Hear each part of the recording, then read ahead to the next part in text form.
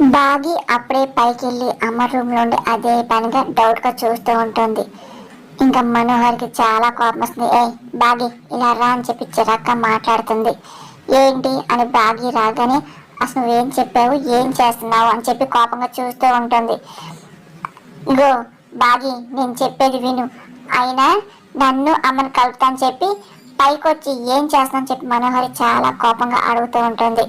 ఇంకా అటు ఇటు చూస్తూ ఆ పనిలోనే ఉన్నానుగా అని బాగి అంటూ, ఇదిగో యాదమ్మ వెళ్ళు, ఇదిగో నువ్వు అక్కడి నుండి ఆయనలా నడుచుకుంటూ రావాలి అని చెప్పి బాగి తనక్కడ ఉన్న అట్టుపుండి తీసుకొని అట్టుపుండి తొక్కని కిందకి పడేస్తూ ఉంటుంది. అదంతా మనోహరి యాదమ్మ చూస్తూ ఉంటారు.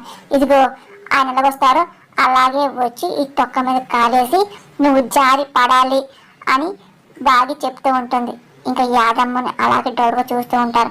ఇదిగో బాగి యాదమ్మ వాళ్ళు కాదు కానీ నువ్వే అలాగే చేసి చూపించు బాగి అని మనోహరి అంటూ ఇంకా బాగిని ఫోర్స్ చేసి ఇంకా అటువైపు నెట్టేస్తూ ఉంటుంది.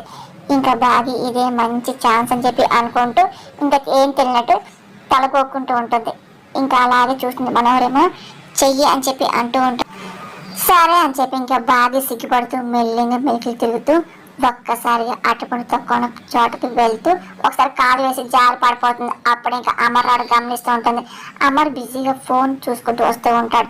ఇంకా బాగా కావని చెప్పేసి అమర్ తను పట్టుకునేలాగా అటుపడి తక్కువ మీద కాలేసి ఇంకా సిగ్గుపడుతూ జారుతూ ఉంటుంది. ఒక్కసారి అమర్ వచ్చి ఇంకా బాగా ఇంకా పట్టుకొని ఆపుతూ ఉంటాడు.